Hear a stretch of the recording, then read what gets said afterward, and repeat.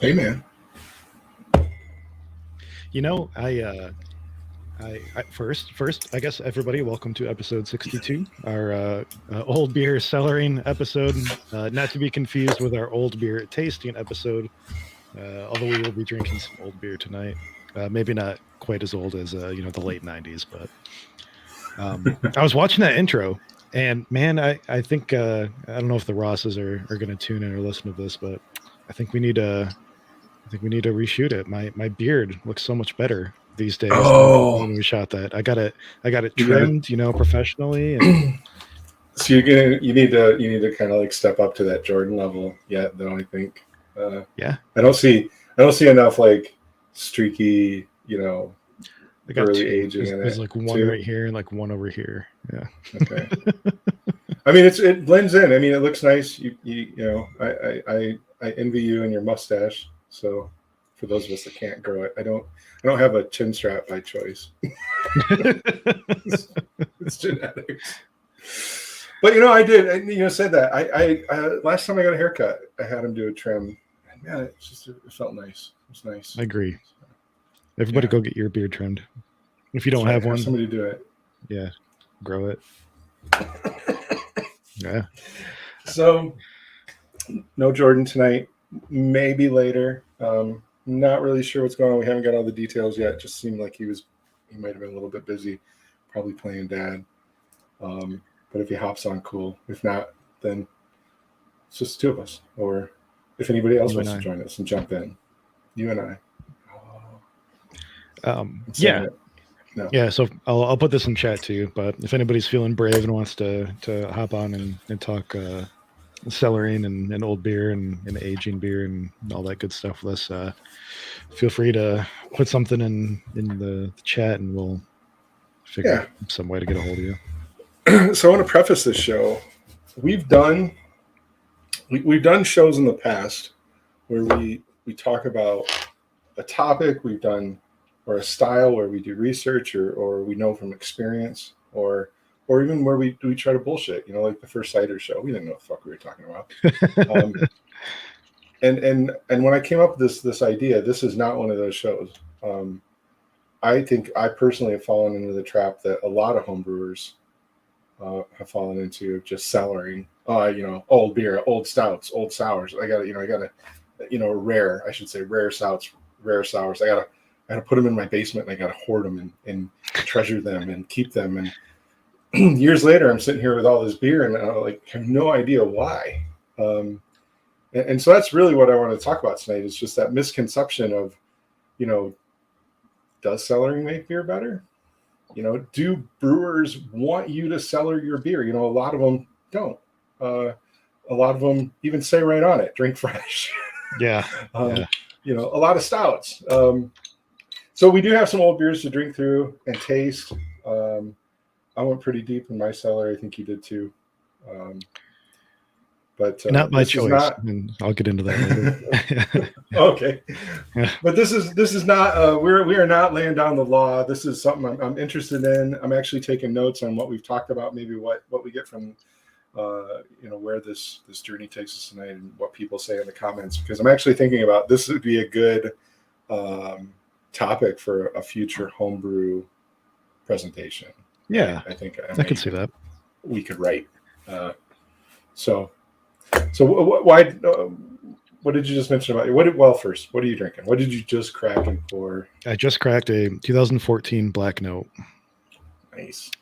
So, of the drinkable beer that I have downstairs, that's probably about as old as I've got, and is probably older than what I would want to have. Yeah, so back to what I was saying earlier, just a little bit.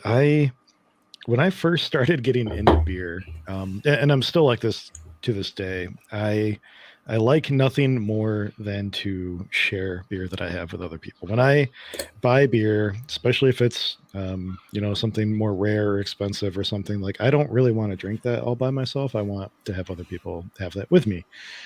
And so when I first started getting into beer, like not even getting into buying like the crazy shit like well, the crazy stuff that you can find locally, BCBS and Black Note and Barrel Aged Expo and stuff like that.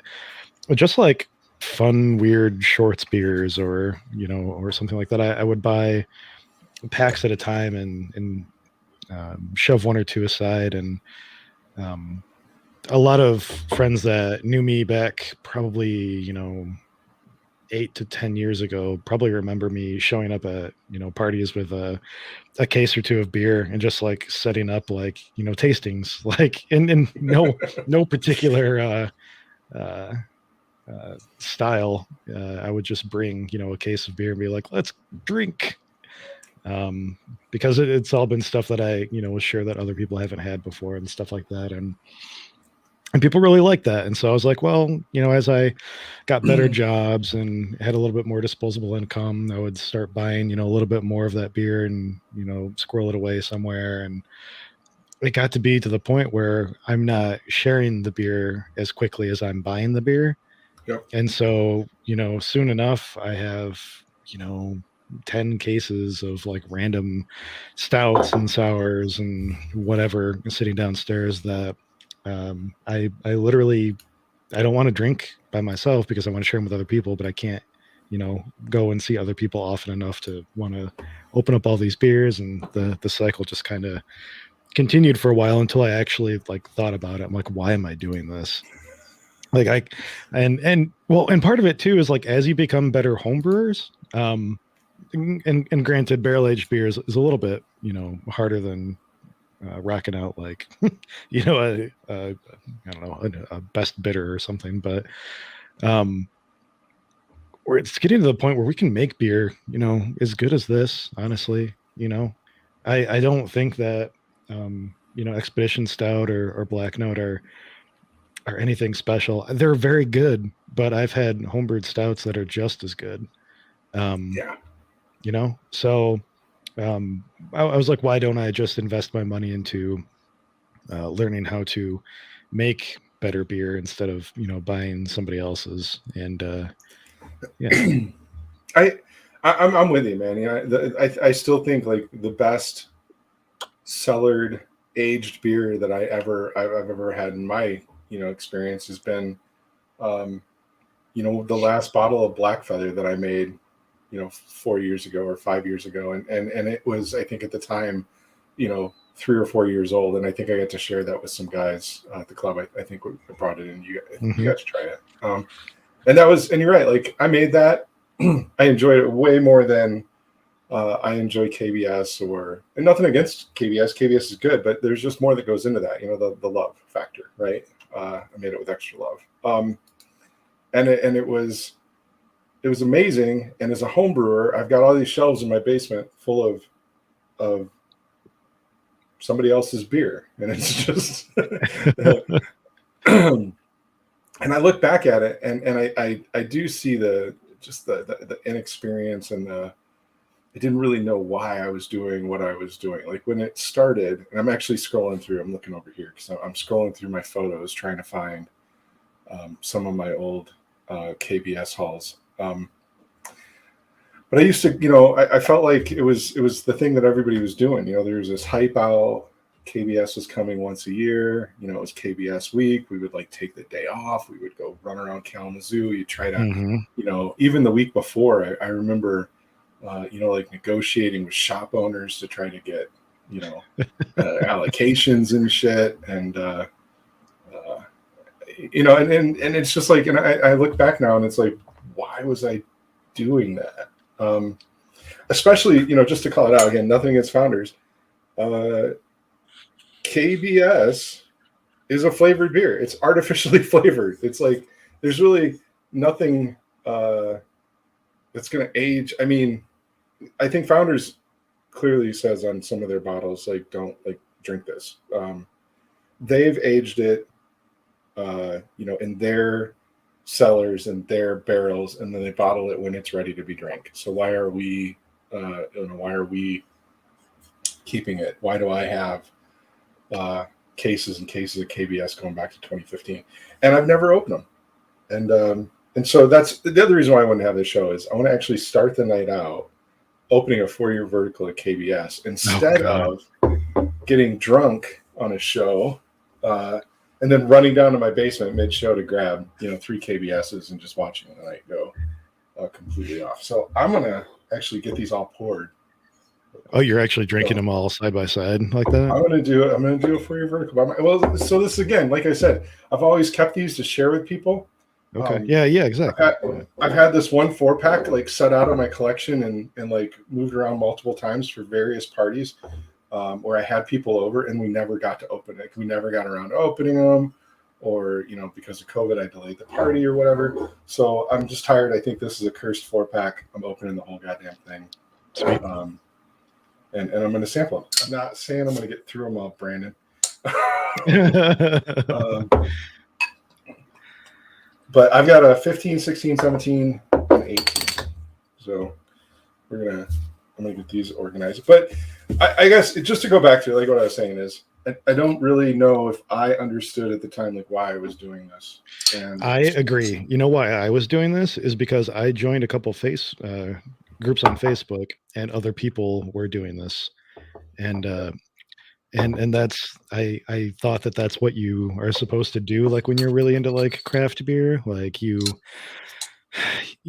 I sort of get it. Like I've been to beer shares before, and you don't want to be the guy showing up to the beer share with like your homebrewed Oktoberfest or something like that when people are opening up bottles of beer that can go for $500, $600,000 on the secondary market, which is a whole nother topic of bullshit. But and so I get that.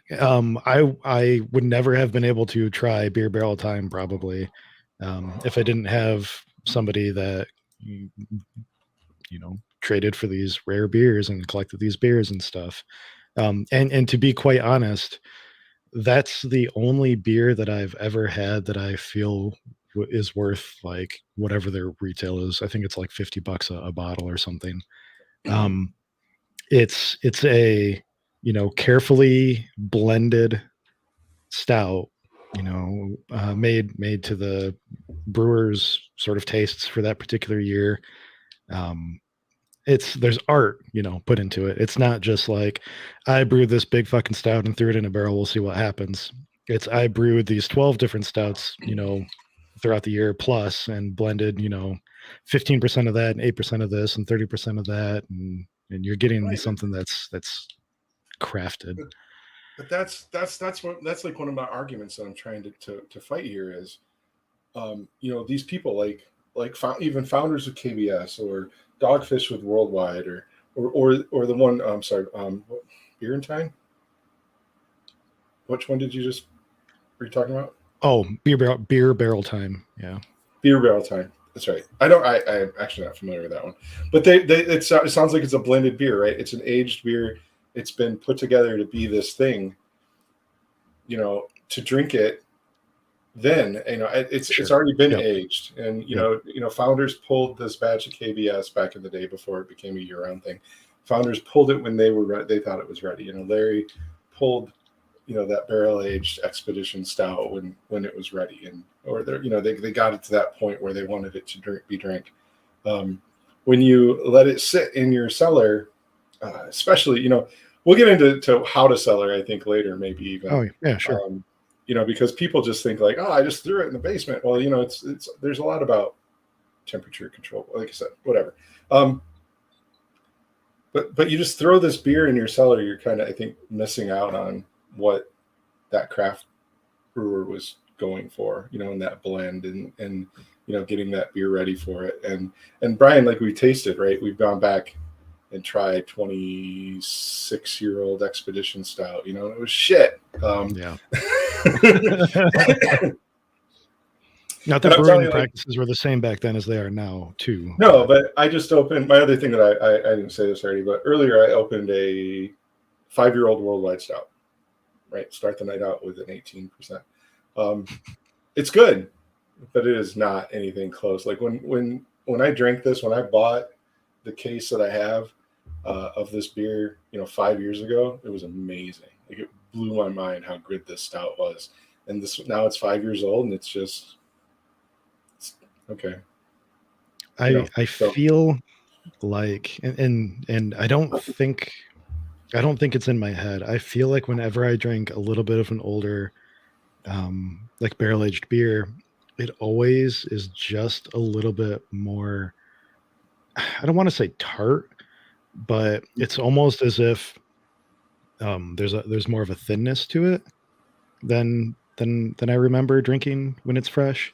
Like drinking this black note right now, like it's really good. But I had very fresh barrel aged dagger stout at All Stouts Day this year, and it was like it blows this out of the water.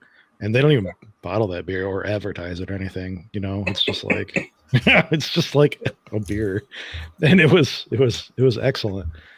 So maybe it's a recipe thing, maybe it's an aging thing, but yeah, I'm with you, and I totally agree.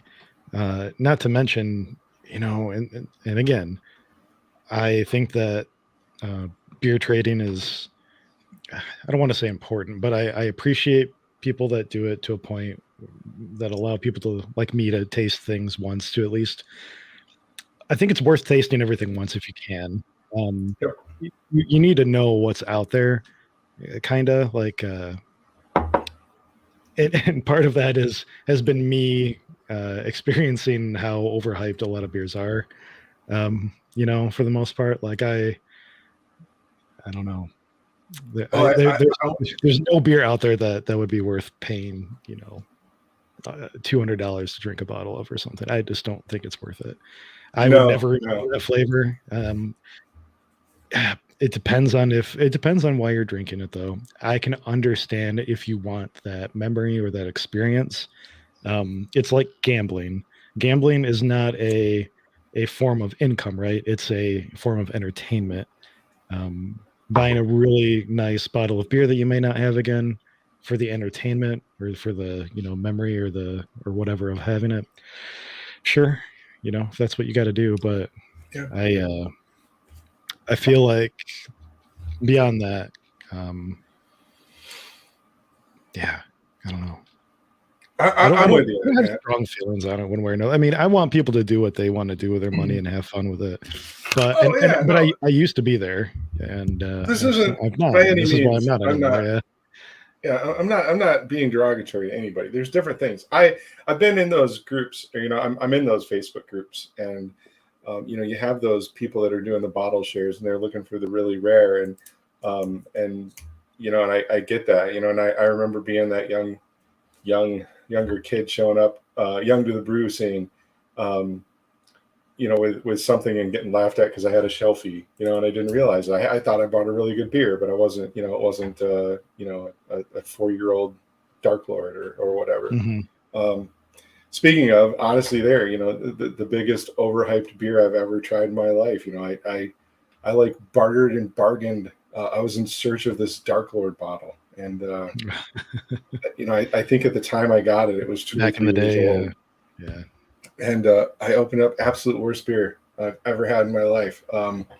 Outside of like some crazy homebrew shit, let's set that aside.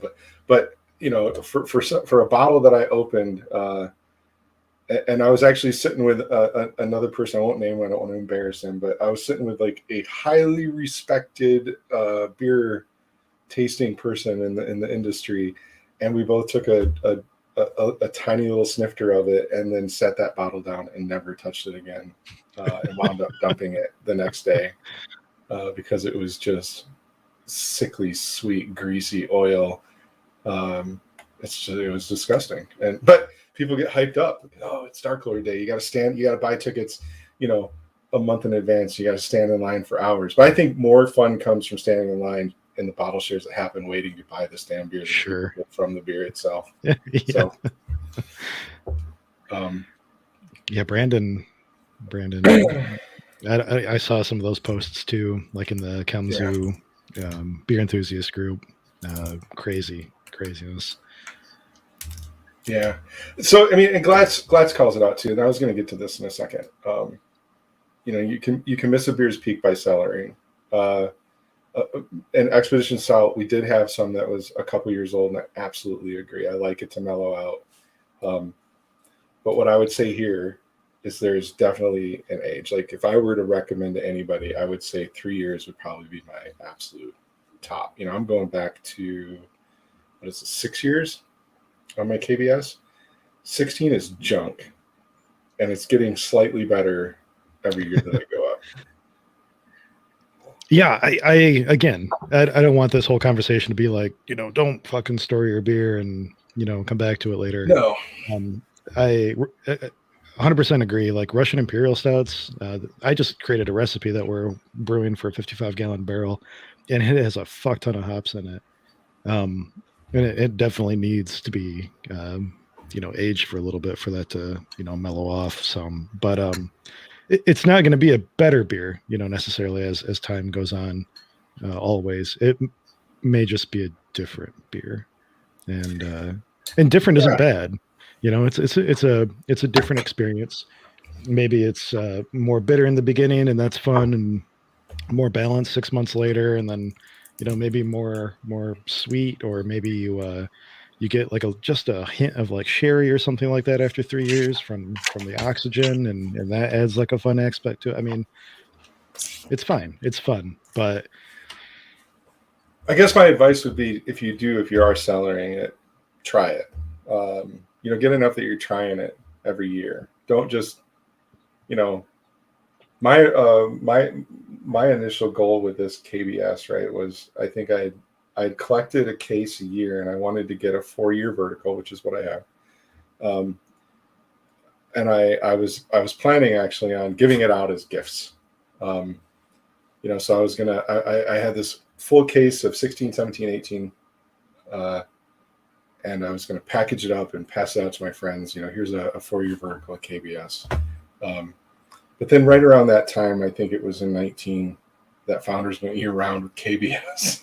And I was like, it wasn't special anymore. It wasn't, the coolness factor of it kind of wore off, and I got discouraged, and then I just walked away from it and let it sit for another 3 years. So now I have 4 cases of really old KBS that I think has definitely gone off beyond its prime. So KBS, it's coffee stout. Coffee flavoring over time can turn into pepper. And I think 16 tastes like cardboard and pepper. So, but I didn't try it. Like I should have been trying this beer every year. So that would be my advice. I think if you're going to go and you're going to cellar some of this stuff, either get enough that you're going to be able to break into it, or make it a point to break into it and have those shares and have those things. I think things go, over that 3-4 year mark on the stout side of it anyway. I think that's good. Yeah, I think saying having a goal in mind that's solid advice. Have a plan. So that's a good one. If you're going to cellar, have a plan.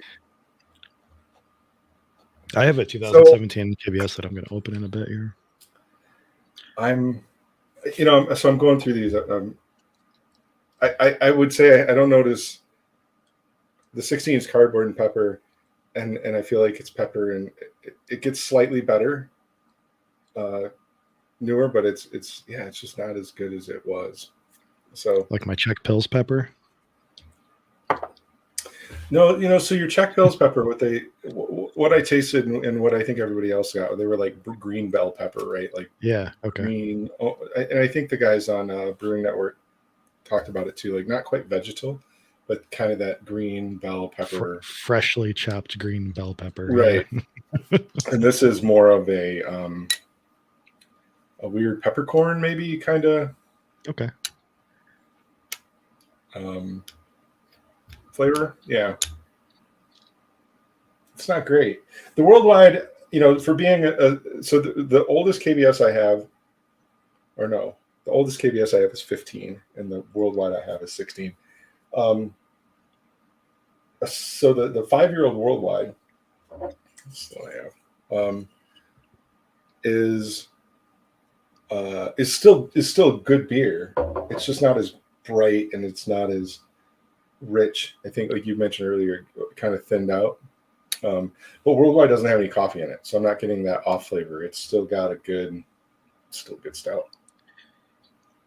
Let's I want to move on to a slightly related topic. What are your feelings on aging wine and mead? Oh Just no, with so beer. I did. Yeah, I did want to get into that.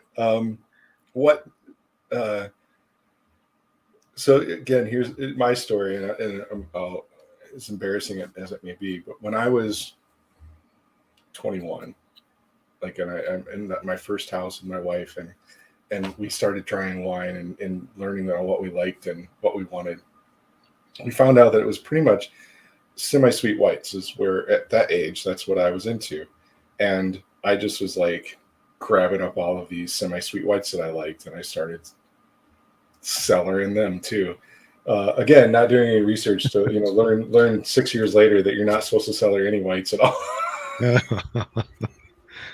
but um, but no, I think wine and mead are a totally different beast. I don't know how much the carbonation comes into play with beer, and because beer is a carbonated product, it's got more pressure in that bottle, and so it's doing weird things to that cap, um, and it's just a different chemical makeup, right? The barley, Mm-hmm, mm-hmm. uh, and stuff Hops. like that, and the hops, and so you've got multiple ingredients there that are doing different things over time. Where wines, typically the ones that you should be aging, are pretty much mono ingredient, right? They're that variety of grape. Mm-hmm. Sometimes it's a blend, but most typically it's going to be that variety of grape, aged out. It's already been aged to a certain point before it's bottled. Um, but I'm hearing the same thing from people that keep wine, like, oh, this 17 was really good when I drank it, and I kept it for 5 years, and it wasn't. I think you're running into the same thing. I think wine and mead have a longer lifespan because of the types of ingredients that are in them, and They're I typically would actually like, sulfited too. right, so they're stabilized, Mm-hmm. and then the lack of carbonation. I would be interested to ask maybe Gail. Maybe we're going to see Gail this weekend, so maybe we can talk to her about it. I would be interested to see when aging meads if traditional meads, age fine, or no, I'm assuming an answer already. I would be curious to see if fruited meads, melomels, or some of the other kinds age out as well as traditionals. Okay, interesting. Yeah, I don't have any really old melomels, nor do I want to, fess up for a, you know, 2018 Shrim's Black Agnes or something for like $100. But um, Right. what we'll get there. I'll get there. But yeah, that's a good call. Okay. I mean, I've had. I remember a beer fest probably 4 years ago, 3 4 years ago, or 3 4 beer fests ago, I should say, um, where Lucas, one of the members from Red Ledge Boomhauer, he was walking around with like a cooler with 20-plus-year-old meads.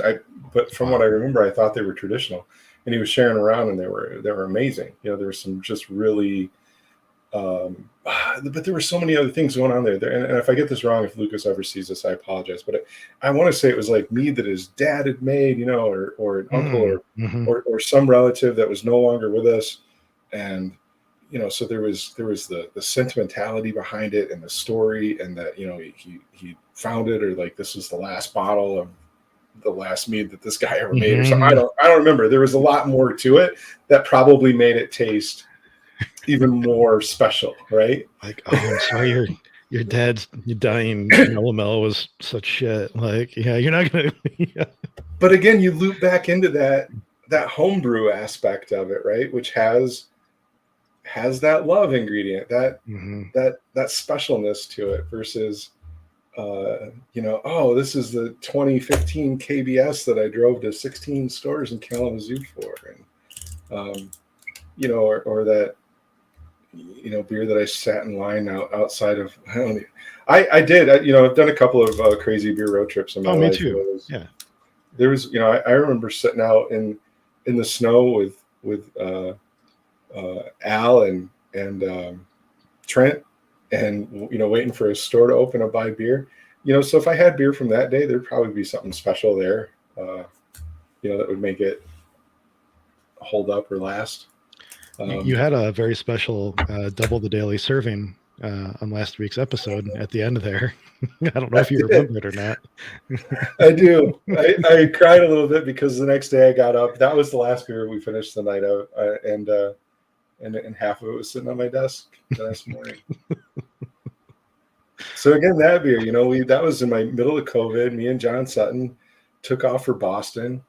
So that beer was only a year old.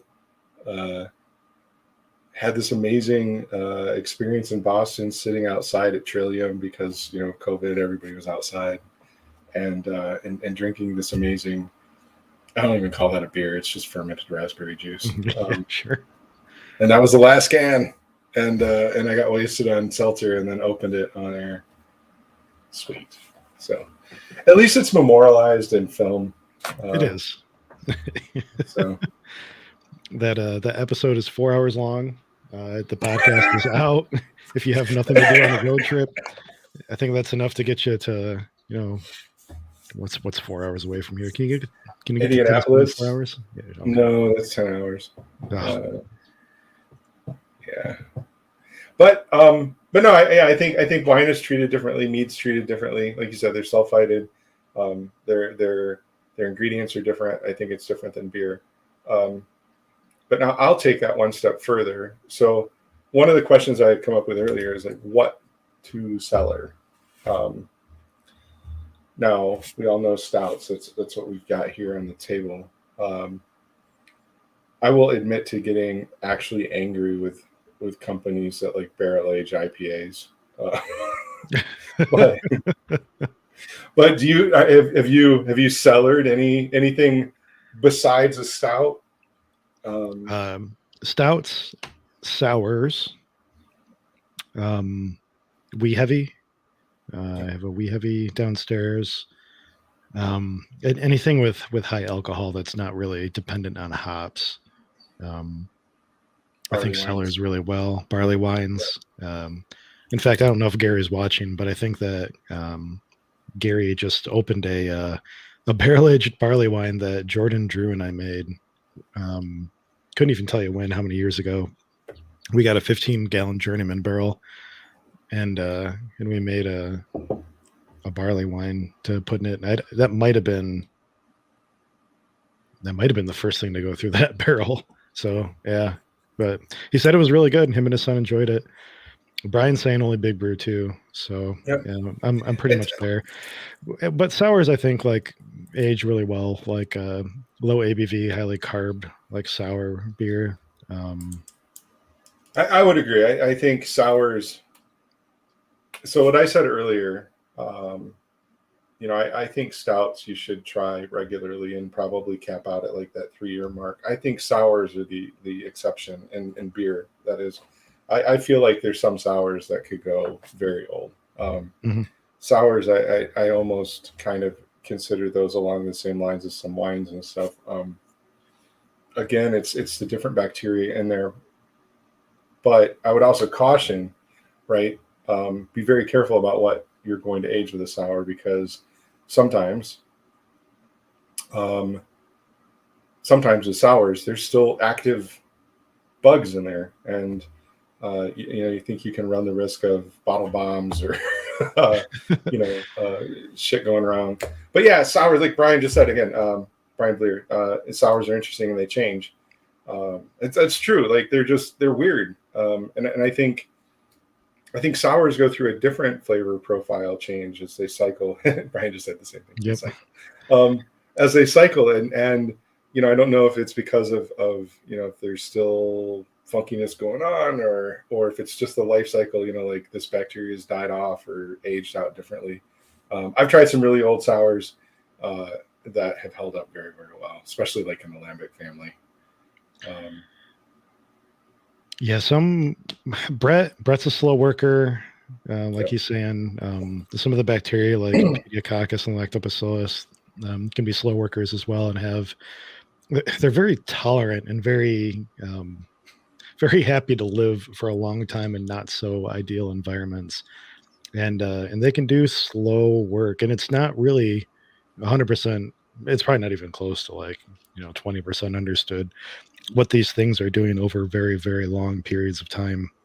It's so the interactions are so complex and they're so slow, that we probably just don't have the data really to understand, which is why I think that there's so much art to sour beer. Um, it's not so much you're aiming for this particular blend of hops to make it taste like grapefruit and citrus. It's you're sort of taking a base and some bugs that sort of kind of taste like something, and just seeing what comes of it over the course of a year or two, and afterwards maybe taking it and blending it, or taking it and adding fruit, or taking it and adding spices, carbonating it to different levels, all sorts of other things that you don't see with most other styles of beer. Yeah, and I think that makes them a good aging candidate. Yeah, I think that as a home brewer, I think you have a lot more control there, right? And I think there's a lot. The souring and as a home brewer is much better to cellar. Like you have your 10 kegs of various sours from various years and various styles, right? And I really enjoyed that day that we got to. You didn't want to see Brian's basement. Oh, yeah. I know you've got just probably a small selection of what he has, but it was fun to go through those and try them and see the different flavor profiles of what they had, and talk about like how you could blend these together. And he said, like he just popped up there. He had a ropey sour that he put in a hot garage, and by spring it was amazing. I've had similar things with, I had a keg of looper that I lost in a hot garage for a year, and at the end of it, it was still fucking solid and won medals. And, but so I think it's funner. Like that's what I'm looking forward to, and doing it actually with this shelf space. My goal is in the next few months is to clear out all of this old cellared stout that I have, find it all a good home, and then I'm going to start playing more with the sours and building up. Of course, I think I told Brian and some other homebrew people I just came into 14 new kegs, or 14 more kegs. So I'm going to start, building up a sour library in my basement. I think it's going to be my next step. But yeah, cool. Sours, I think it's a lot more interesting what you can get out of that. And I've even had, I've had a lambic in my basement that I forgot about for a couple of years in a carboy, and went back to it and was really impressed with what it did. And now I'm already thinking about, how I can, let's add fruit and let's change this and let's,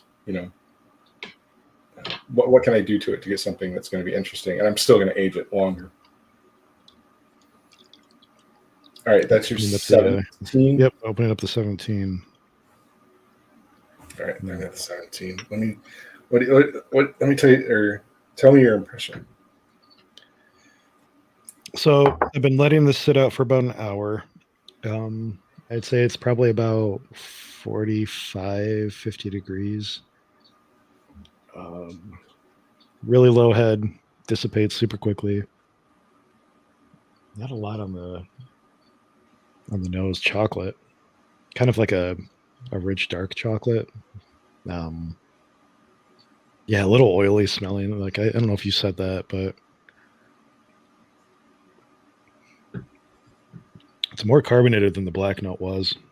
I'm not sensitive to that green pepper taste, so if it is there, I'm lucky enough not to be able to taste it. I couldn't taste it on that Czech Pils either.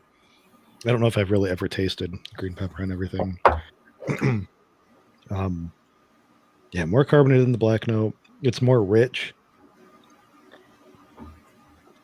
It has more of a full body than that black note had. I don't get any of the coffee anymore, but I don't get any of the green pepper either. So I'm not. super sad about that. Yeah, I think it's good. I like this better than the 2014 Black Note. Really? It's a little more roasty too. I think that there's more dark malt in there. It has just a little bit more of like an acrid tannic thing going on. That balances out the sweetness a little bit better. Your headphones die.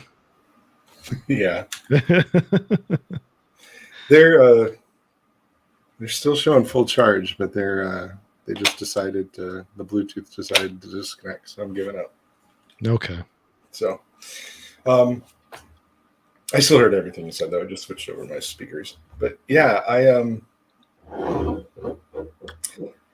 feel like as I stepped up through the flight of KBS, the carbonation got better going forward. So I will agree with you. The 17 carbonation wasn't bad. The 18 was better.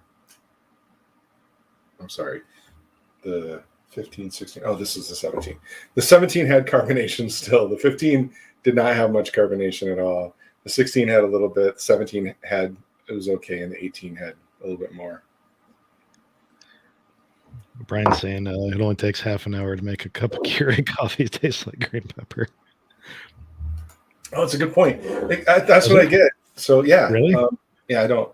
People that like reheat coffee or drink cold coffee. I drink day-old coffee all the time. You're an abomination. Am I? Yeah, yeah. So I'm getting it all through. All of these I feel like taste like they've got that peppery undertone. I wouldn't say it's like retro nasal. It's almost like right as you're swallowing is where I get it the most. Okay. Yeah, that's interesting. I've told Shanna for the longest time that I'm not a very strong taster. She's the one that gets these notes. In fact, Shanna, if you're listening, you want to come try some of this. She is not a particular fan of barrel aged anything, but if anybody's gonna taste green pepper, like she'd be able to pick it out too. So we'll see. Oh, I think she's wearing like pajama pants, so maybe she doesn't even want to come in. We'll see.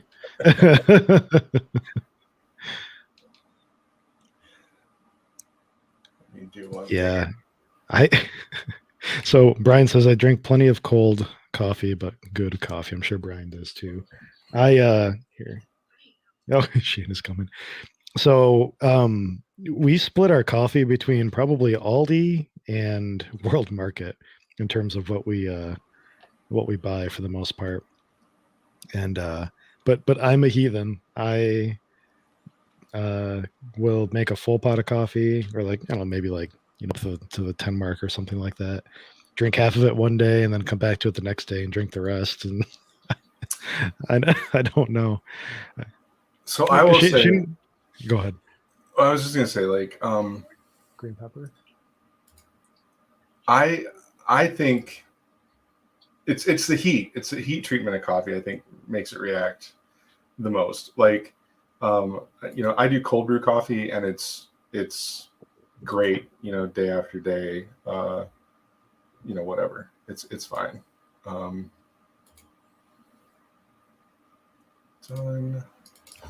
Sorry, I'm trying to take care of some maintenance here real quick. You're fine. Yeah, we have a lot of local coffee. So Shayna's not drinking coffee anymore. Caffeine's not sitting well with her, and so I'm the caffeine guy in the house right now. And maybe I should be getting into some of the better coffees again. I used to buy a whole bean and grind it myself at home and make myself fresh pots and stuff like that. I don't know why I have a. I think it's so Brian, are the toddy, is that the one with like the white container that sits on top of the jar? Yep. And you pour a little bit of water and a little bit of coffee and then more water, more coffee, more water, more coffee, and let it sit for like a day. That's the toddy system. Yep. Yeah, I have one of those. That coffee's making it that way is so good. So every year that we go to Homebrew Fest and take that keg of cold coffee, that's all that I make that with my toddy. and I basically do that. You know, to make a keg of cold brew coffee, I'm doing like 5 pounds through my toddy. The week before Homebrew Fest, I'm like every day I'm doing a batch of Jeez. toddy and draining it into the keg, and then putting that under light pressure and putting it in the keezer, and then doing it again the next day and the next day. Or actually this year, I like drain the toddy off, I think, into a bunch of quart jars, and I had quart jars in all the fridges in the house. But yeah, the toddy cold brew system is the best way. But again, I think it's like you said, it's the heat. The heat treatment of coffee brings out those different tannins. And I don't know how they're doing KBS. Like I said, it's a flavored stout, and I do know that they use some artificial flavors. I don't think it's the coffee. It might be the chocolate. I'm not sure. But I for my Colombian grind, my coffee stout, I do cold brew the coffee, but I put it in at the end of the boil. Or I add it to the wort at the end of the boil. So I think Do you really? Yeah. Just to add that like flash sanitization. And I'll tell you what, it ages and it's shit. In fact, I was out of shit to send to, I forget, maybe it was State this year. Yeah, it was Michigan State Homebrew Festival. I was out of shit, and so I threw a 2019 coffee stout in there just to see what they said, and they all came back and said that's old coffee beer. Like, wow.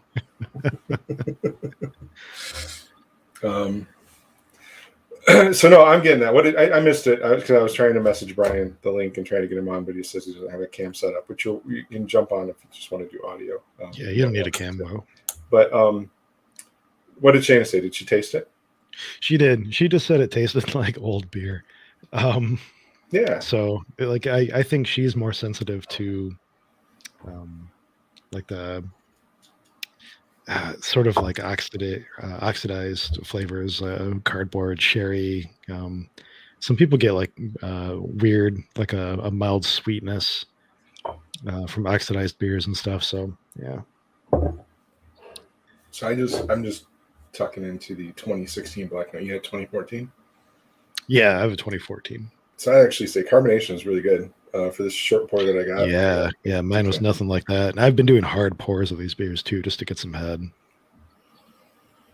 Still smells good. So this is again 5 years. So I've got a 5-year-old KBS, a 5-year-old Black Stout, or Black Note, and a 5-year-old Worldwide Stout. So far, the Worldwide Stout's the best. But let me taste this Black Note. That might be a good name for a beer. I wonder if anybody has ever named their beer Black Stout. Like, it's just like, it's so like obvious that maybe it doesn't actually exist. I get oxidation like green apple almost on this one. Could be the bottle, right?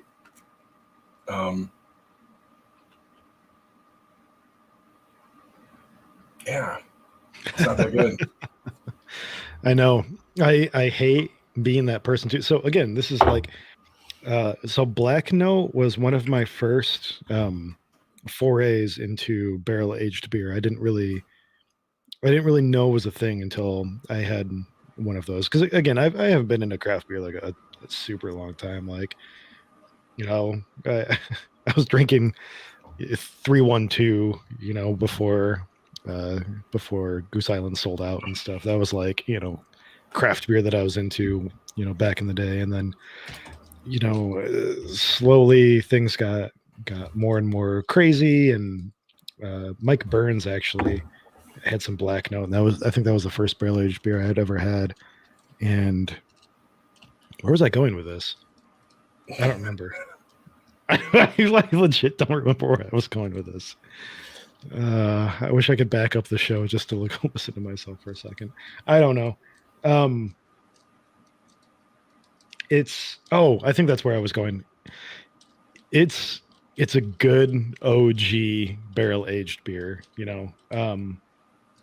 but I think that there are better ones these days. And Barrel Age Expo, is super good, and they've been doing variants on Black Note like Cafe Vanilla and maybe just vanilla one year too. I think I have some of those downstairs. But Yep. honestly, some of the best barrel aged beer is like the stuff that's made in smaller batches. I feel like, and this is something I kind of wanted to get into too. And this isn't so much like a cellaring thing, maybe as like a brewing thing, but this might cycle back to why I think so much barrel aged homebrew stuff, if done right, tastes so much better. Um, I feel like the larger you scale in capacity, the more inconsistency you have, and the more maybe that you lose in terms of nuance. Sure. Um, it starts tasting the same. Like this this black note sort of tastes like an older expedition stout that I had the other day. Not quite as bitter, but very close. No, I, And I get what you're saying. Like, the age or whatever can kind of homogenize. Um, that too, they all. I'll be honest with you. Like a lot of these, if it wasn't for the black pepper, they're tasting the same. Um, which is good. I mean, if it's all the same recipe, that's maybe for the best. It means yeah. that they still have their shit together on a year to year basis. But I don't know. I'm just an advocate for brew your big fucking beer and throw some soaked oak spirals into it and make yourself a really good like homebrew. Like you're risking less oxygen without using a barrel. And this again, this is not shitting on barrels or anything like that. Yeah, Brian's going right where I'm about to go. Um, you have so much more control. Uh, Yep. you're not at the mercy of like infected barrels. If your batch sucks, it's just 5 gallons. You can pitch it. But we're You also not can limited by laws right. We and can rules, right? fortify our beer. Yeah. Right. So we can Yep. add bourbon right to it. Yep. You We want a can bourbon add stout? more Let's do spirals that. into it if we want. We can subtract spirals out. If you're not using a barrel. I use wood honeycombs from Black Swan cooperage, um, and they're awesome. They're amazing. Um, Yeah. we have so many more advantages on a homebrew scale in terms of like making good beer that professional brewers don't have. There's almost no excuse really to not to try it. As Yep. long as you have your fundamentals down, I think that you can make something rivaling even some of the easily some of the most basic barrel aged stuff out there. No, absolutely. I think as a home brewer, I'm definitely, like I just said, I want to get rid of my cellar of craft produced, commercially produced craft beers, and I want to switch it over to start cellaring my home brew that I have more control over, that I can do those things with. Probably leaning more towards the sour, but definitely get back into the bourbon barrel. I haven't done a barrel stout since, you know, 2018 or whatever, when the last time I brewed Black Feather. To jump back on your black stout thing, there is technically no beer named Black Stout Did you that look I on can Untapped? find. I looked in Untapped. See? There's Mickler and Allagash have black, which is a stout. Okay. So it's technically Black Stout. Um, but I mean, if you want to name it Black Stout. Yes, BSS.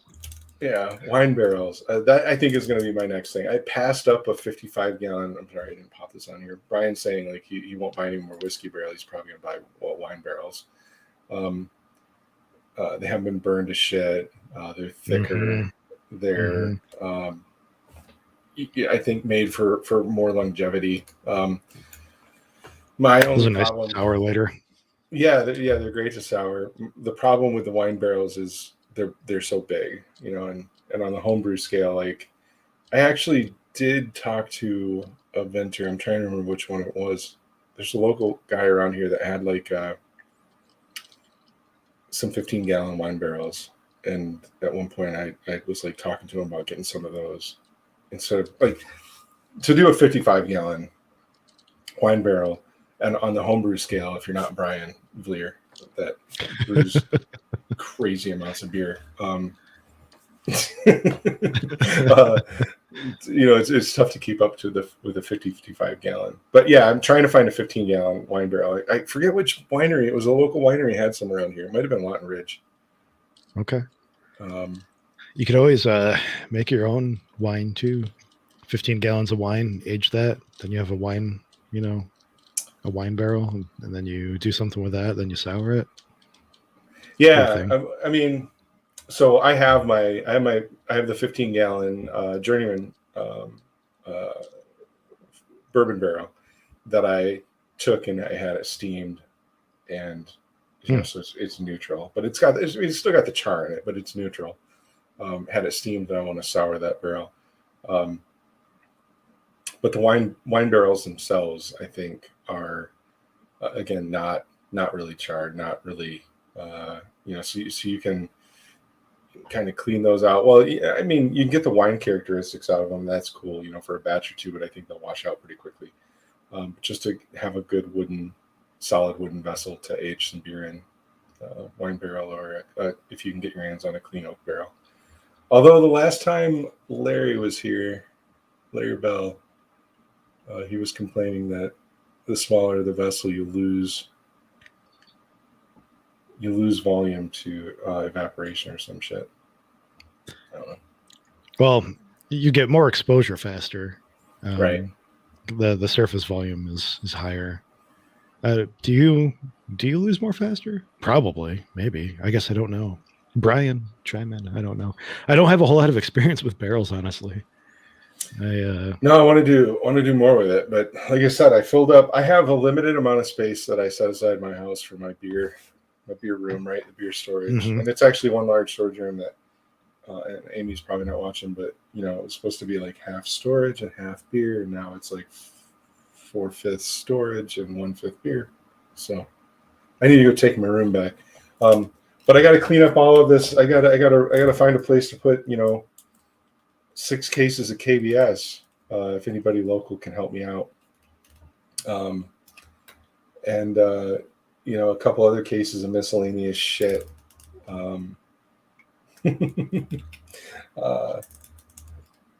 Yeah, I think Ryan. I don't know if RG Turns is watching, but Ryan might find a couple cases of old stout on his in his garage someday soon. I'm gonna give it away. Yeah, not really enjoying it. I think most of what I had has probably gone off too far. I think the 2018. I think I've got 2 cases of 2018. 2018 KBS, just fine. But I need to find somebody who can drink it soon. And I personally don't want to sit there and drink 2 cases of. If you can do that over the course of a day, man, then I think you win like beer drinker of the year or something. Yeah, right? You know what? In that 4-hour seltzer show, I opened 15 cans of random stuff, and that was not a good day. It was not a good time the next day. So I don't. That's kind of interesting. Like you're not one to get hungover that often, honestly.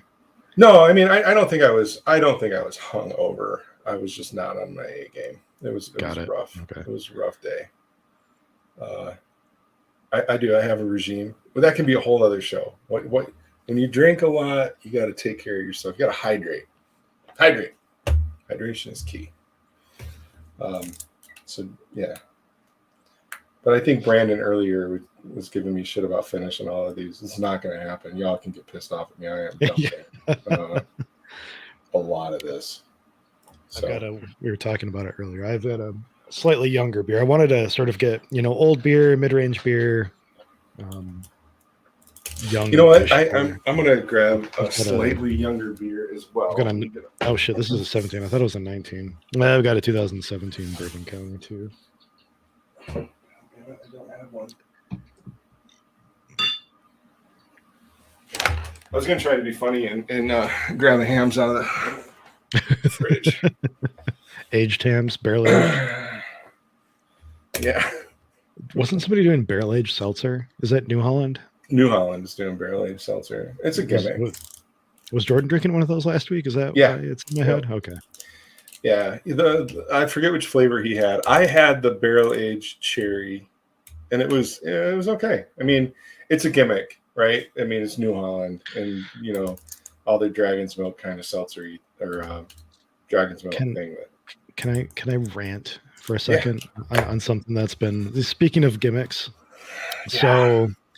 So if I make a sour beer and I dump like I don't know, maybe 1/3 to 1/2 its weight in like puree into it or something like that, and then separate it out and keg it.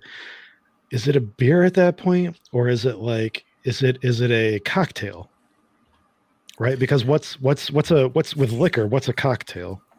Except liquor with other additions into it. With beer, when I'm dumping so many additions into it, what's the turning point? When is a beer no longer a beer? When is it like a cocktail? I'm with you. Well, I want to know where you're going. I want to take this a little bit farther. Where are you going? Are you saying? I'm just curious. Are you angry that because I feel some there's some underlying. No, I'm not angry because they're delicious. I would drink the shit out of it if I had free smooge for life or something. It's a seltzer. But is it just because they call it beer? Then you're like, no, this isn't beer. Sort of. I think more it has to do with there's a certain. So for anybody not listening, you should all listen to Michigan Beer Pursuit. It's another Michigan podcast. Two guys, great show. They interview brewers. They talk about beer and stuff every week. More importantly, I think it's really fun to listen to them because every week, roughly, when they put out an episode, they go over all of the beer that breweries around the state are releasing, since their last episode. And I've sort of been paying more attention to it, and more and more and more the beers that breweries are releasing are like adjuncted in some way or another. Like it's never just like a brown ale anymore. It's a brown ale with chestnuts and vanilla and cinnamon, which sounds delicious. Don't get me wrong, but more and more we're I don't know, breweries are straying away from the straight beer flavored beer thing because it sells. And so I'm not faulting them for doing it. You got to make what people want to buy. And right now people want to buy things that taste like, they want to buy beer that doesn't taste like beer. And that's fine. If that's what people want to drink, I mean, make your money, pay your employees, do your thing. This goes back to, but is it beer? Like how you had a great post in the Enthusiast, like a year ago, kind of calling out the same thing with the sweetener adjuncts, right? There, the trend, and I think if I remember right, your post didn't say it was negative to do it. It was just saying that typically on Untapped, right, the sweeter beers are trending to the higher scores, and that when these places are releasing these pastry stouts or these heavily fruited sours or things that have chocolate and agave nectar and maple syrup and all of these other things on top of lactose or with or without lactose, whatever that may be, the sweeter beers are scoring higher. And I would agree, like the same trends are going with seltzer, to the fruitier, sweeter side of seltzer, to these smoothie seltzers beers, and these heavily adjunct flavored styles. You're right. It seems like everything that's coming out has got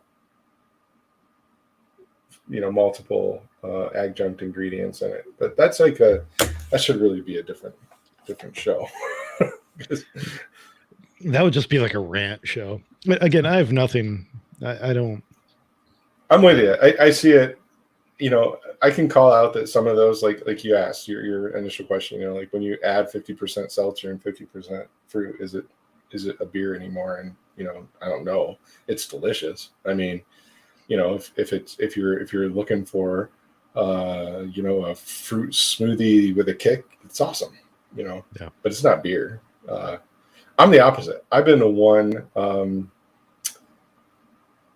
I have been going back. I drink more American lager. I've drank more American lager in the last year than I have in my entire life. Sure. It's like I just it's want cheap. a It's beer. not super filling. Yeah. Right. And I just want beer. Like even all these stouts, it's like, and I started my like homebrew, my biggest, like my claim to fame in the homebrew world was stouts. I've got a lot of medals for my stouts, my bourbon stouts, my fruit stouts. Like that's my thing. I love stouts, but lately I don't want any of this. Like It's healthier too.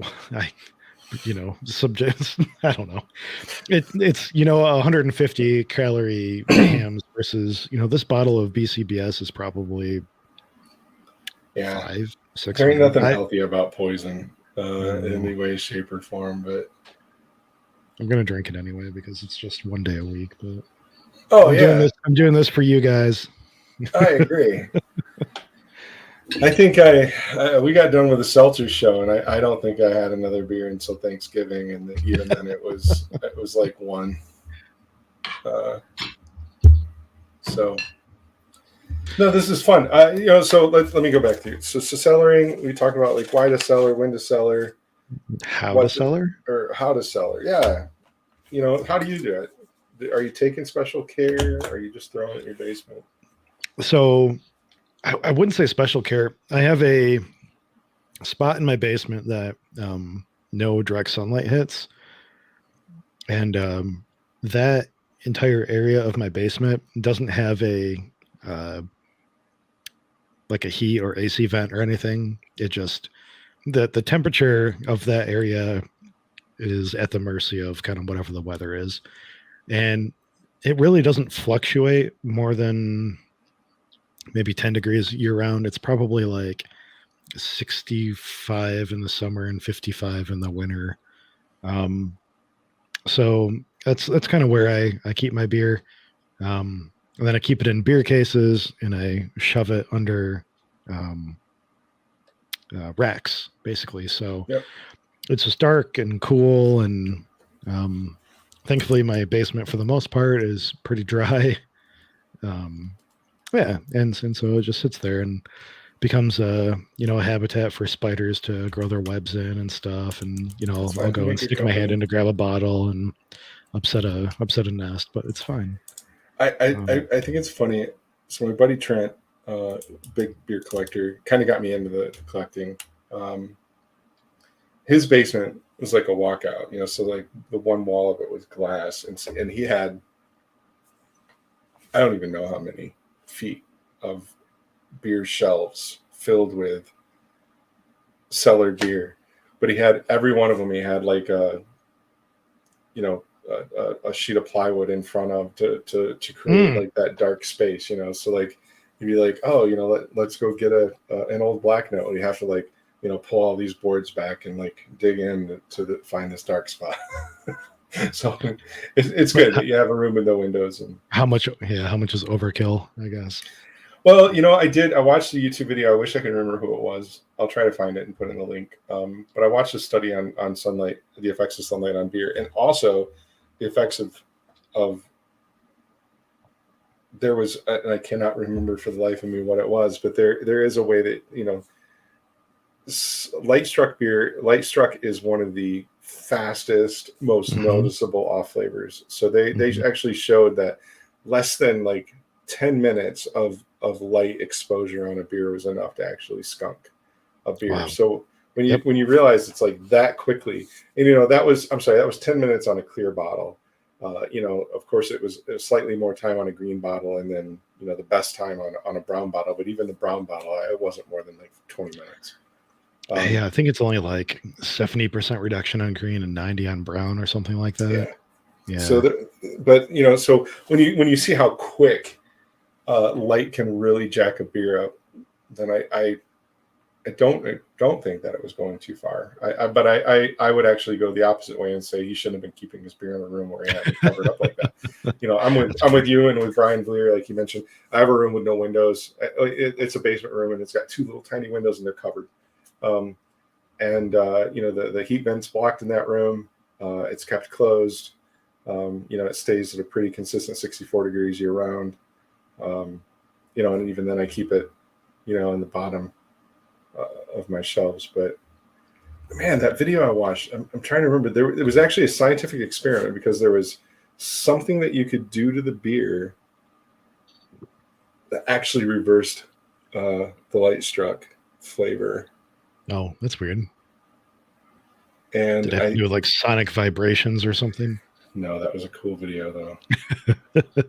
That's another topic. No, it was like it was. I'm gonna find it. Maybe it was a little. You're fine. Go find it. Or something. In the meantime, I guess we can talk about like higher temperatures in beer and aging and stuff like that. So, and it's not really like a complicated topic, but like beer oxidizes, right? When it's exposed to oxygen, things happen. Things break down. You get like off flavors that you don't want.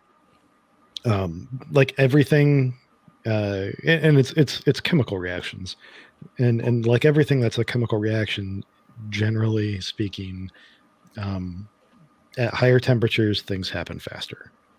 That's just like the gist of it. The higher the temperature, the faster reactions happen typically. And so keeping beer cool, or wine or meat or whatever, are going to keep those reactions to a minimum as much as you really can. I think mid 50s is like ideal, but even up to like mid 60s is probably fine. Once you start getting up to like 70 plus, I think that the rate of these reactions happening tends to really increase, which makes me wonder what the conditions were where this expedition stout was stored that we had. Like my understanding or my best guess is that a lot of this beer was just stored out in like a warehouse, like one of the downtown warehouses, yeah. For years and years. Like back over by the original Bell's parking lot across the train tracks there. I think there's just like a corner back there called like, Larry's Cellar or something. Just like they did reference it multiple times, like Larry's Cellar. Yeah. and I think that's what they call the they call the shelf in the store, like Larry's Cellar. Yeah, and it was special. Just like those beers. To be fair though, and I'll have to go back and find my notes somewhere or another, but I think that there were one or two beers that were actually decently good for being as old as they were. So for some reason, and I'll stand by this, the cherry stout held up amazingly well. Okay. And I think we were drinking 2008 cherry stout. And maybe we might have even had as old as a 2001 cherry stout. And I remember that I remember the cherry stout just being like really, really great. Even we had some chocolate donuts or something. We ate it and they drank it with the chocolate donuts. Fantastic. I forgot about those. Yeah. So I found the episode. So I can't find the thing. Master Brewers Podcast, episode 102. I thought you were going somewhere else with that word at first. No, sorry. Masturbators Podcast. Master Brewers Podcast, episode 102 talks about unskunking beer. So there is, I believe it's copper, just like the sulfate, right? No shit. Yeah, huh. So that's right. It is. It's copper. So skunking beer creates a reaction that creates a sulfate in your beer.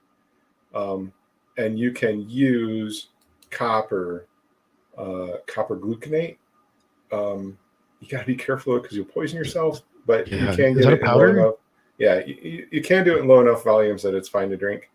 It is a dietary supplement at certain levels. And the other thing you can do, just like a homebrewer, if you ever homebrew a beer, and Brian actually helped me with this a while ago when I got on it. If you ever homebrew a beer where you're getting that sulfur flavor, usually from stress yeast, right? Yeah, like H2S and stuff. Yeah, Oh, you can exciting, actually dangle copper wire in your keg for just 10 minutes, half hour, and it'll help break down some of that sulfur flavor, and you can desulfur. This episode is referencing 1/8 milligram of copper gluconate, if I'm saying that right. 1/8 milligram per 1 ounce beer, so it's 1.5 milligrams per bottle. An of eighth beer. of a milligram? Eighth of a milligram per ounce, so 1.5 milligrams per bottle. Okay. Wow, that seems like a lot, actually. Then 1.5 milligrams per bottle will unskunk your beer. But that's it. Here, I'll link the. I'll throw there. 1 point what per bottle? 1.5 milligrams per bottle. Again, do not 70. No, that's not okay. You're right. That's not that much. That's 72 milligrams per 5 gallons. So that's not a ton. Yeah. Okay. Don't do this based on what we say, kids. Here's the YouTube video that references it, and they actually reference a study done by the Master Brewer podcast. So sulfur with CO2. I think there's different sorts of sulfur compounds that can be made. And I think H2S. That's like what, hydrogen sulfide. I think it's one that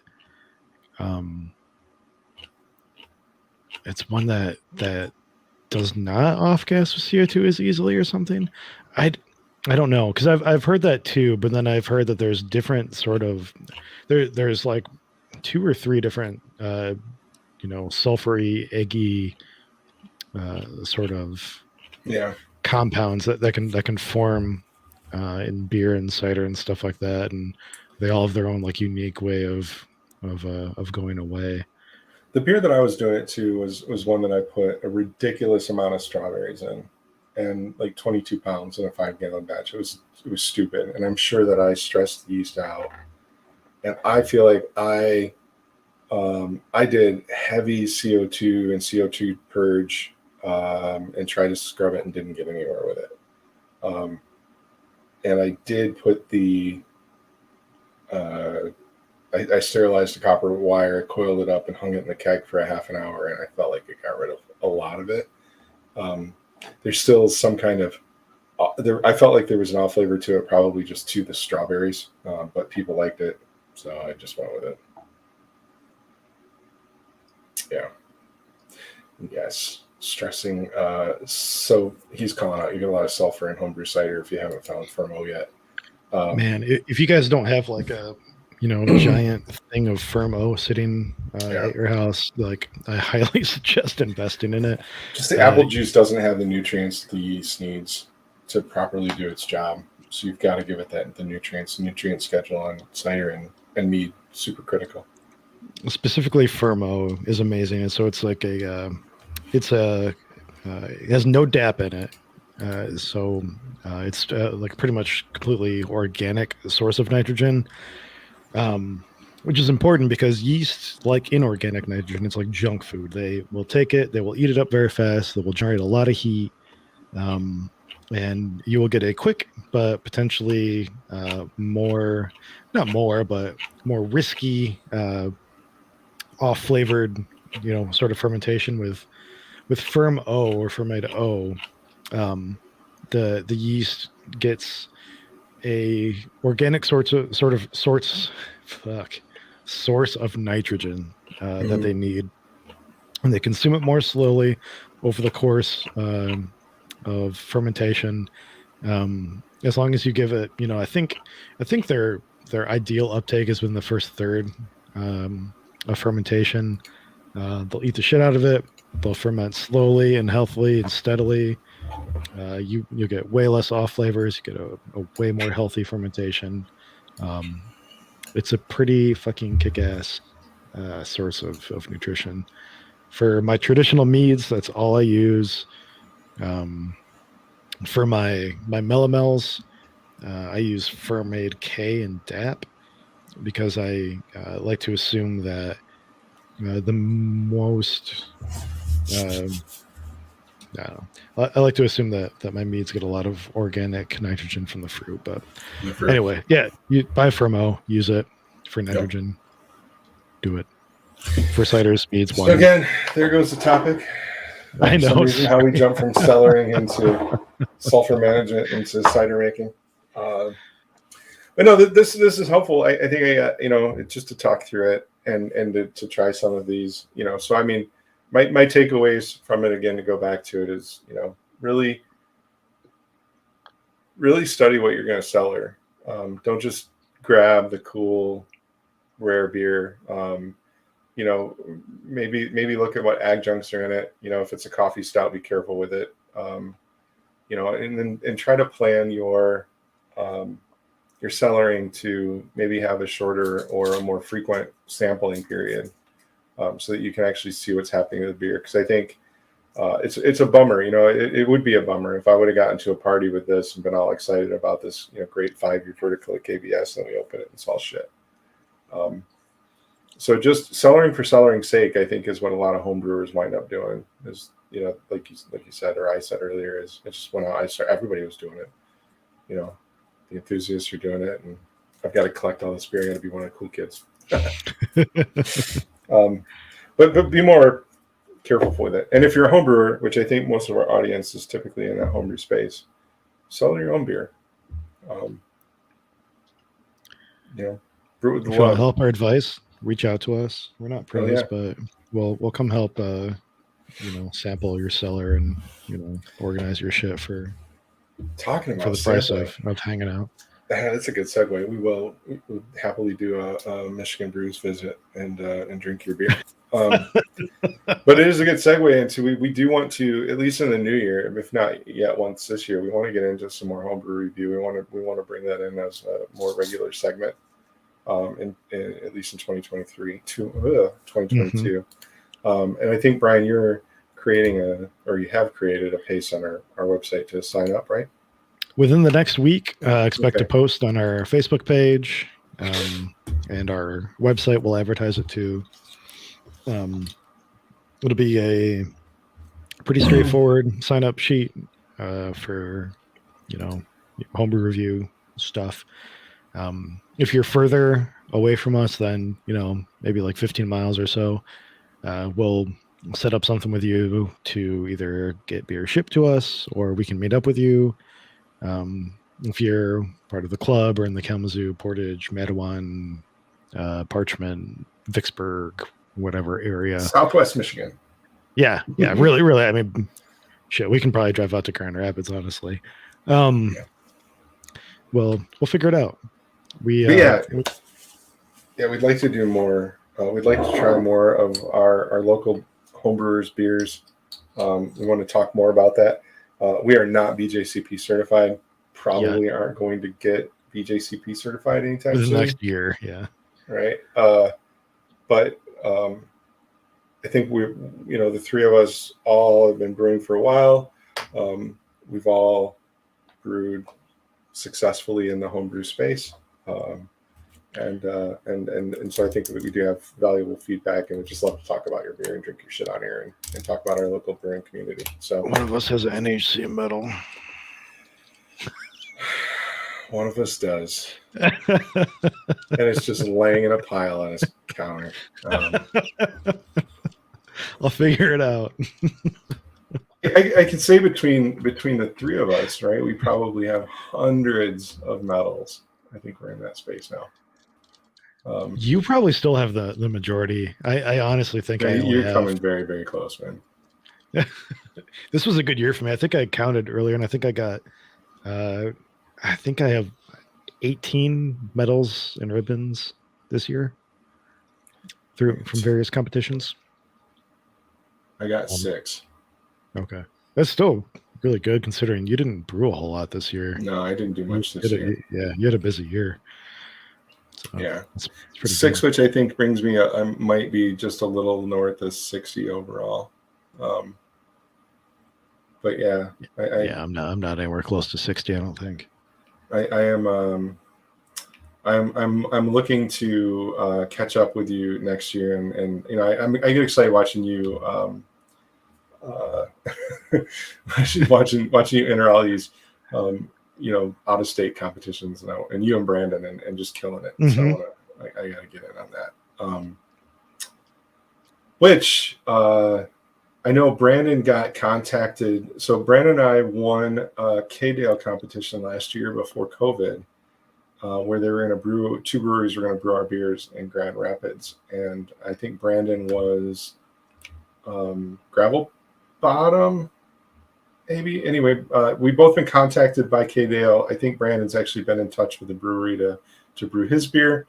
I won Railtown, and I'm still kind of playing, I think, tag with. I emailed them, but I haven't been in direct contact with Railtown. But I think K-Dale is trying to get the breweries to brew our beers sometime in January, February. Oh, damn, To that's go awesome. on tap early next year. So Brandon and I might be on tap then. Yeah. We're gonna have to do a brewery tour sometime soon here. That's great. Yeah, Brandon What with Gravel what did you Bottom. guys win with? So I won with my Colombian grind, my coffee Oh. stout, and Brandon, since he's listening, he'll have to tell you. I can't remember. It wasn't your mango IPA, was it? I don't think it was. I'll give it a second. Yeah, I can't remember what Brandon won with. Cool competition. A Citra Mosaic IPA. Yeah. Right on. So K-Dale, for those of you that may not know about it, it's the Kent District Library, and they do a competition. They were doing it annually, where you had to submit a beer with a literary reference because it's a library. And so, each beer that we submitted, we had to tie it thematically to a book. And that's part of your score. It is. It is. That tie-in. And I'll still stand by this. Like, mine, I felt was pretty weak. My tie-in to my book. And basically my story there was I brewed I brewed Colombian grind numerous times, and it's a story we've talked about on the show before. It's the beer that I've brewed that's won the most medals, and it's the biggest swing. Right when I started brewing, it was 18, and now it's in the mid 40s, and so I repeated and I reiterated, and I grew and I learned from that, and so I tied that to a book, kind of like a Groundhog's Day book, where you're just kind of repeating the same damn thing over and over and getting until you get it right. I like that. So yeah, that was my thematic tie-in. Relatively loose. Didn't really have anything to do with a specific coffee stout.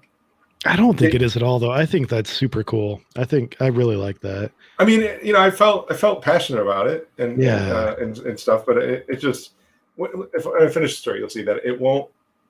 Yeah, and Brandon's going there, right? He says David should have won. David Jones brewed a smoked a Rausch beer, a smoked brown ale or whatever it was, and he tied it to Fahrenheit 451, and he called it Fahrenheit 154 because that's his mash temperature. Wasn't that the original gravity? Or was it the mash temperature? I think it was the mash temperature. Okay. So you had the link there with the mash temperature to the title of the book. It was a smoked beer. If you've read the book, it's about, there's a fire theme, of course, and it's about a firefighter and some crazy shit there, and the smoke reference, and like David Jones's literary tie-in was amazing. Unfortunately, he brewed a smoke beer, which all smoke beer sucks. So, didn't have a chance. But yes, porter, smoked porter. Thanks, Brandon. Yeah, no, David Jones with his smoked porter was the coolest literary tie-in that I ever saw.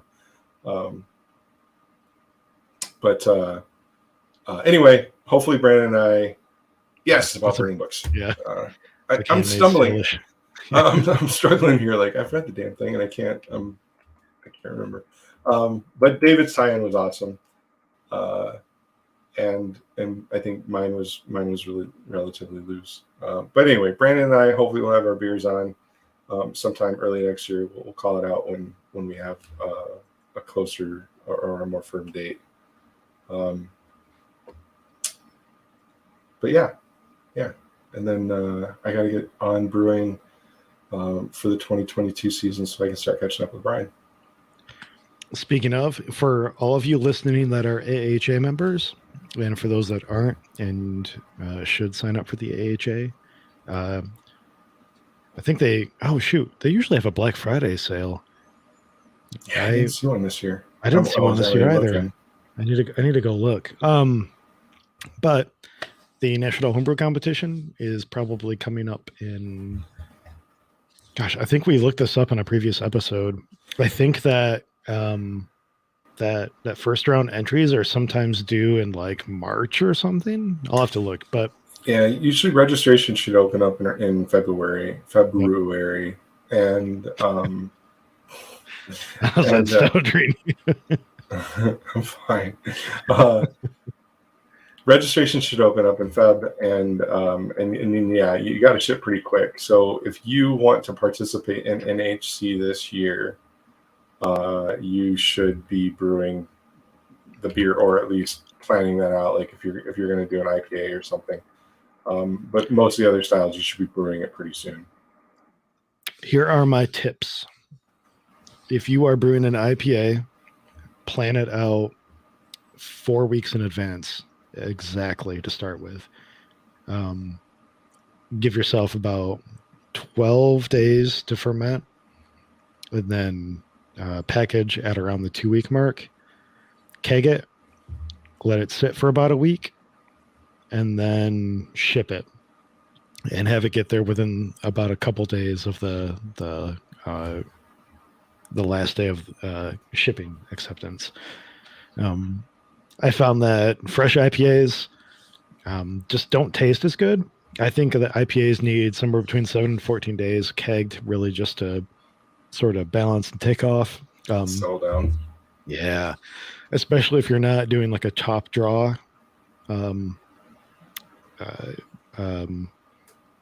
thing in your keg.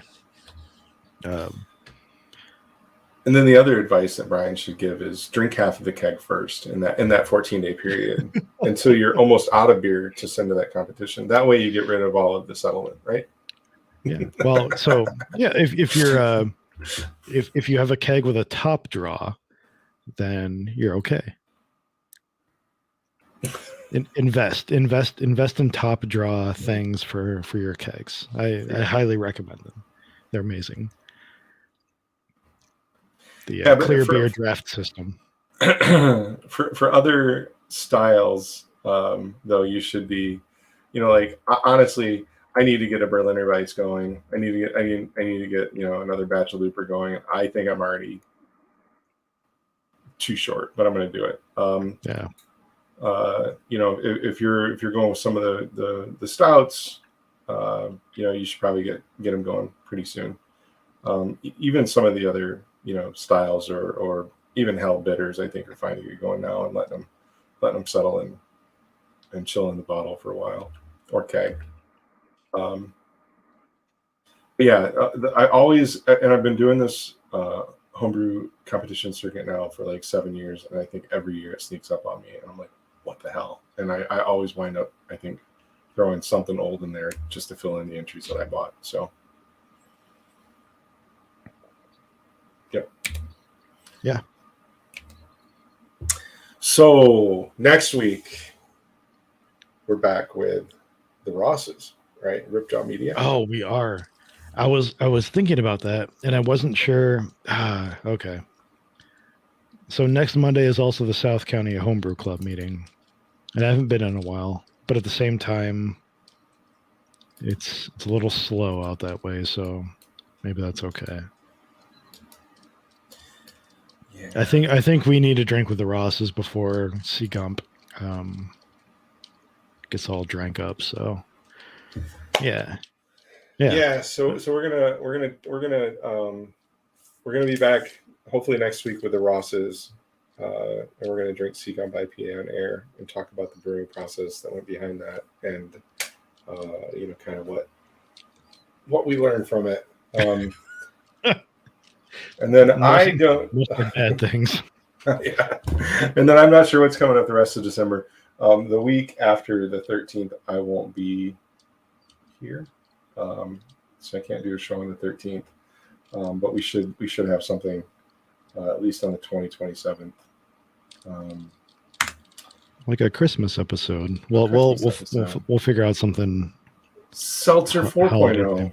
Jesus, no. I'm not doing that again for a while. Deer jerky beer. Yeah. Reindeer jerky. Oh. We have a whole docket of episodes lined up somewhere. We met like half a year ago and lined up the entire year's worth of like episodes. So. I know, like we have some great seltzer. I'm sorry, we have some great cider makers that we're going to do shows with. Yep. It was hard to get them on in this time of year because of cider season and the busy craziness that they're doing. Kalamazoo Valley Sustainable Brewing Program reached out. They want to do a show, I think January 17th or something like that. Yeah. So we're excited to have them on. That'll be super fun. Yeah. Yep. We're going to work back into the homebrew review cycle. We've got some homebrew clubs that I've either talked to in the past or I know that I could,